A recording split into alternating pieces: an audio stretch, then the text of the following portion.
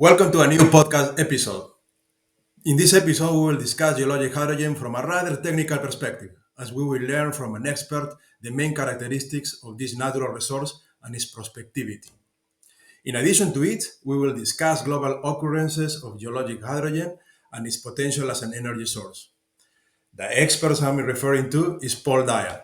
Paul is a geologist with a master's degree and a PhD in geophysics from the University of El Paso, Texas. Paul has a deep understanding of hydrogen exploration, as this is an area in which he has specialized in recent years. Also, Paul has worked extensively as a Wellsite Geologist in the continental US. In addition, he has experience in various geoscience disciplines, such as geophysics, seismic geomorphology, and seismic stratigraphy for important oil and gas companies. Lastly, the company I manage, Sustainable Earth, has the honor to have Paul as a member of our consulting team, and we believe that Paul is an exceptional asset for our company. And soon you will learn why. Now, without further introduction, let's welcome Paul Dyer. Paul, welcome to this podcast episode. Thank you. It's very nice to be here. Great. Paul, I'm not going to make this conversation interview very technical. I know you know a lot, you're a PhD, but our audience is not, they are not necessarily geologists. So, but definitely they have interest in this subject. So, our first question, uh, what are the main characteristics of geologic hydrogen? You can give us a high level overview from the physical aspect and the chemical characteristics, and also you can also refer to the uses of hydrogen and even differentiation of the hydrogen colors. So please go ahead, Paul. Okay. So, in general, geological hydrogen is just another form of gaseous hydrogen. And it's been known for thousands of years that the Earth created hydrogen on its own, and emissions were known from around the world. But it was always thought that it was in small quantities, and there really wasn't a need for it. But essentially, there are different hypotheses on exactly how it forms, and it may form in different ways. But it's sort of thought that the primary way is chemical reactions within the Earth. If you have the certain rock types, that the interaction of the iron-bearing rocks with water contained within the Earth will create chemical reactions under the right pressure and temperature conditions, and hydrogen is broken apart from the oxygen in the water molecule, and natural hydrogen is released. Now, that hydrogen is very lightweight and very highly mobile, so it's going to try and escape either to the surface, or it may get trapped in reservoirs beneath the Earth, similar to hydrocarbons in reservoirs. And there's active exploration and active methods to try and characterize reservoir potential around the Earth for hydrogen to be drilled for and produced in a similar way to hydrocarbons. Okay. Uh, Hydrogen, similarly to oil and gas, is found in the, in the subsurface. And why we haven't seen geologic hydrogen or natural hydrogen when drilling for oil and gas? Or what is, oh, if it has happened and it hasn't been reported or it hasn't been noted? Could you tell us why? Well, there are different hypotheses, and I will different theories, and I will admit that I'm a geophysicist. I'm not a geochemist, but my understanding is that much of the hydrogen may either react with the methane and the hydrocarbons, or the hydrogen may actually be used up by carbon-bearing minerals, and it may be actually used up to form the CH4 or the hydrocarbons.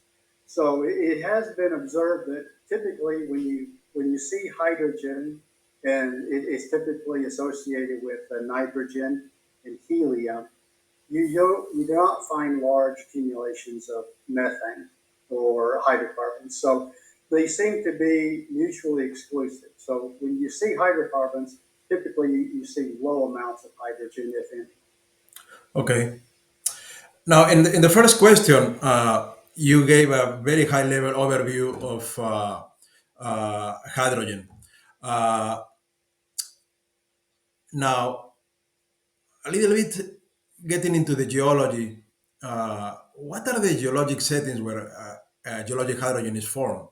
Can you find some analogies with oil and gas? Well, you mentioned already the oil and gas and hydrogen are almost mutually exclusive, but maybe you can find you can mention this serpentinization, radiolysis, the interaction of hard rock, soft rock, water, heat. So maybe you can give more detail on those aspects. Okay. Yeah, I mean, typically the hydrocarbons are primarily found in sedimentary basins and sedimentary rocks. And usually it's not where there's been a lot of tectonic activity because high temperature, high pressure will often cause the hydrocarbons to be, for lack of a better term, baked away or overcooked. So, on, by contrast, hydrogen is typically found in areas where there's been active tectonism. You have igneous rocks that have been placed, iron-rich basalts, or you may have granites where you have a high radioactive element content, which can lead to radiolysis. So it tends to be more in areas where you have high tectonic activity. You have a lot of igneous rocks that have been in place, and that's where you're seeing it in areas where you've had rifting, where you've had ophiolites form, which is simply where oceanic crust has been abducted or come into contact with continental crust. Okay. Okay. And then that undergoes the reactions with water in the underground that will produce the hydrogen. Okay. Now about the accumulation. Also, in the first question, you mentioned that hydrogen is very volatile and very light, right? So it tends to escape. But can it actually accumulate? Are there proven reservoirs of geologic hydrogen similar to those that we have for oil and gas? And that's part of the initiative that's going on now. It's hydrogen is the smallest molecule on the periodic table, so it is very mobile. It also tends to be very reactive with other elements. Uh, there is a producing field that's been on production for 10 years in Mali in Africa. So we know that there can be accumulations in the subsurface. There are active drilling programs going on every continent and Antarctica right now, where they believe they've defined reservoirs that have the right geologic setup, where there is enough porosity and permeability in reservoir rocks, but there is some type of sealing rock, either a salt or a very low permeability layer that's acting as a trap along with a geological trap to create subsurface reservoirs. Now, most of these are in the very early stage, so you would probably term them in the exploration stage. So defining large-scale reservoirs is going to require drilling to actually delineate them, and it's still in the early stages of that. Okay. Could you mention some of these projects, perhaps in the US and maybe beyond the US in other countries?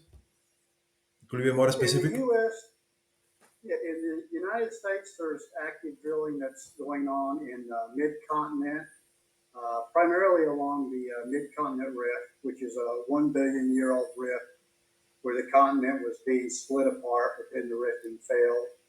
There's active exploration that's been undertaken in Spain by Helios Aragon. There's active exploration in Australia, gold hydrogen. I believe there's active exploration that's been announced for this year in Oman, in the Middle East, and potentially a drilling program this year in France and a few other locations in Europe that I'm aware of. Okay, perfect. It's good to know that there is activity going on and there is interest. And I'm sure in the near term, in the near future, we will see these results, the result of this exploration, and I'm very optimistic this will elevate even more the interest, and there will be money and investment put into it. Maybe oil and gas companies will join, and yeah, we will see the start of a hydrogen revolution, geologic, natural hydrogen revolution. Great. Now, do you consider natural hydrogen or geologic hydrogen renewable? I mean, can you tell us about uh, the stimulation processes for hydrogen generation? I mean, I am going ahead mentioning this already because I've been reading about that, and and I understand that given the specific conditions of uh, mafic or ultramafic rocks, iron-rich rocks, and hot water, you can generate natural hydrogen. So is that something that can actually be stimulated artificially? Could you tell us more about this? Well, and there are competing theories. I mean, there are theories out there that all the hydrogen in the earth is primordial. That is, that it was formed originally in the earth and now is escaping from the interior. And that's one theory. And then there are other theories that most of the natural geological hydrogen that's being generated is either being generated by serpentinization, where water is interacting and through chemical reactions with iron-rich rock is being generated. And iron-rich rocks have been formed on the earth and been around for billions of years. And another potential source of hydrogen is through radiolysis, where the natural radioactivity of certain granites, certain igneous type rocks, is emitting enough radiation to break down the water molecule. But as the Earth has had these rocks in place for billions of years, the process could have initiated that long ago, and the Earth is still emitting the radiation, and the mafic rocks are still in place for the serpentinization process, and the water is still passing over them. So it could be a continuing renewal process where it's been generated for billions of years, and all the same processes that were active in the past are still active today. So they're still generating hydrogen today. Okay, so it is a resource that can be replenished almost as it is produced. Let's say we encounter a natural hydrogen reservoir, and if the conditions are in place, even though we're producing this resource, we can continue to replenish it if the conditions are there, right? And it will, as long as the rate of production and production, I mean the of the utilization of the resource and the production, natural conditions are there. It could be replenished. It could be actually renewable. Yes, and in fact, in the one producing field in the world, in Mali, uh, they're producing it on a fairly limited scale. They have only a market where it's used for power generation for one local village. But there, over 10 years of production through 25 wells, they have noted no depletion impression. So that suggests that probably whatever they're withdrawing from the reservoir is being replenished from below, either from a deeper reservoir interval or from deeper in the earth through the natural processes and the chemical reactions that are generating it. Mm-hmm. Perfect. It's good to know that, that's a key differentiation with oil and gas, right? While oil and gas takes millions of years to be formed, right? For the Right. organic matter to convert into hydrocarbons, given the specific conditions, natural hydrogen can continuously be produced. That's great. And not only that, part of the question, maybe I didn't make the differentiation very clear, but also I commented about stimulation. So let's say you have the proper rocks, and also you have a geothermal setting with the proper conditions of heat, the rocks. What about adding water, meteoric water, artificially to make this actual uh, uh, natural hydrogen production, stimulation, artificial stimulation? Is that something possible or not really feasible? What do you think? Well, there's certainly potential. I mean, through synchronization, if if natural water flowing in an aquifer comes into contact with the iron-rich rocks, and then just through chemical processes is generating hydrogen, the chemical reaction doesn't care where the water comes from. So there is the potential that if we drill down to the basement rock that is made iron rich and stimulate it in this method by stimulating it with water under the right temperature and pressure conditions, the same chemical reaction should take place. And in fact, in the latest round of U.S. government funding, a few companies have been given funding uh, to directly study that process to try and stimulate it in the actual geologic setting where it is, and see if you can enhance the production of hydrogen through stimulation. That's excellent. Excellent.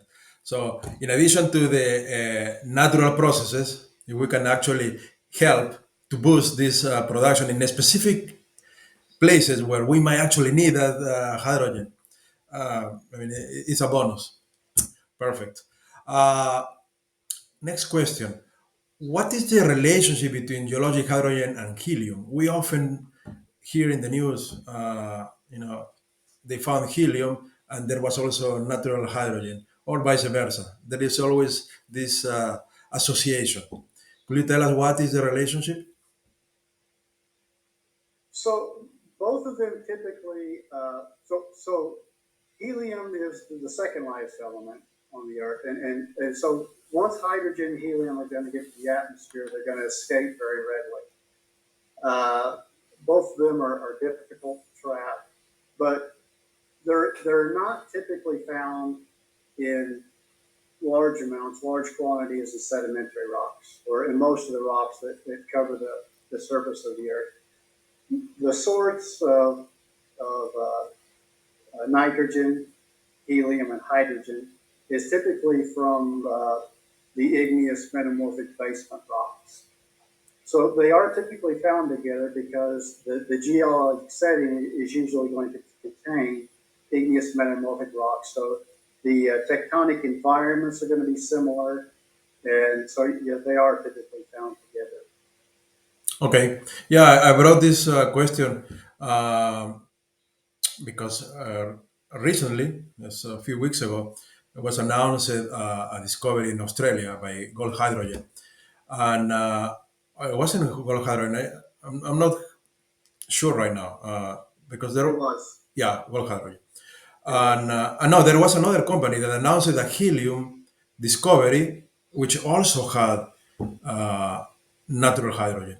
So, and I was thinking why there is always this relationship, and companies that are looking for helium or they are looking for geologic hydrogen and vice versa. But yeah, well, now you answered the question, so thank you. Uh, Next question. What is the role of, according to you, what's your opinion on this? What is the role of oil and gas in geologic hydrogen exploration? Well, I think their role is still to be defined. It seems like right now, most of the companies that are actively exploring, engaged in hydrogen exploration production are smaller companies around the world. That are more startup, small companies that are trying to develop this. It doesn't seem to be that there's a big investment in natural geologic hydrogen by the oil and gas companies. They seem to be more into the manufactured side. So the green hydrogen, blue hydrogen, and carbon capture and sequestration that might be associated with certain forms of gray hydrogen production. I think they're more waiting back to see how this develops, and if it becomes a larger potential, I think then they're more likely to become actively involved. Now, of course, we know what happens publicly. We don't know what happens privately. So they could be looking at this and investigating this privately, and we won't know until there's a press release that they've made some large acquisition. But there doesn't seem to be a lot of activity by them as far as exploring for it for geologic hydrogen. I think they're taking more of a wait and see attitude. I've also read articles that as this is possibly a competing or a competition for the use of hydrogen as an energy source, by promoting it, they're sort of, you know, playing both sides of the sword, or it actually is bad. Gives a bad reputation, for lack of a better word, for hydrocarbons. So it's sort of a tough road for them to follow, to follow both of them, when a lot of the people that are promoting hydrogen are saying we're doing this to reduce the amount of hydrocarbon production or usage. So I think they're taking a wait and see attitude Mhm. right now. I agree. I agree. But there is something for certain. Uh, the methods of exploration can be applied from one industry to the other. And of course, drilling is something that will be necessary in geologic hydrogen exploration. So that's something that it is ingrained in the oil and gas industry. So there are a lot of similarities, and you can draw parallel relationship. I agree. I think that's going to have to. I mean, there's a natural fit. There is a natural, because all the models we're developing, all the geologic models, uh, basically were originally generated, the method for hydrocarbon exploration, and now we're just simply using them for geologic hydrogen exploration. But there's a natural transition to using all the same methodology. It just may have to be modified or adjusted to deal with hydrogen instead of hydrocarbons. But it seems like there's a natural progression if the resource is proven. Perfect. What do you think of the potential of geologic hydrogen for replacing fossil fuels, and its role in the energy transition?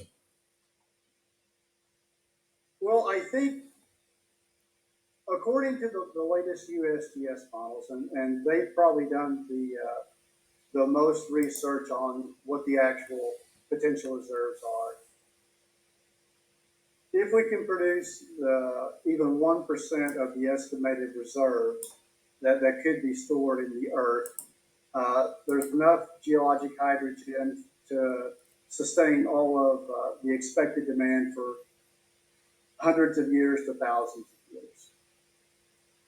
Now, that's not saying it's replacing all of the energy needs. That's saying it's replacing all of the hydrogen needs.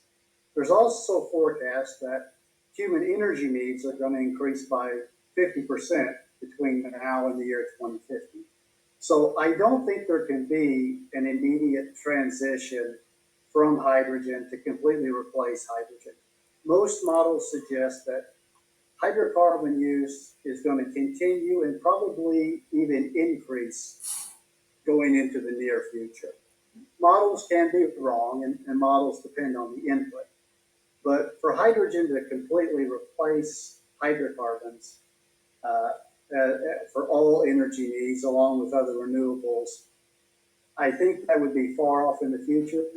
But if it can even replace the increased need of hydrogen in that need for the 50% increase in energy demand, that's enough of a target that there it has a chance to fill the gap and fill some of the need. Okay, so from your answer, I can infer that you basically consider that the potential of geologic hydrogen, I mean, it is an abundant resource, number one. Uh, and definitely it has huge potential at a global scale, right? And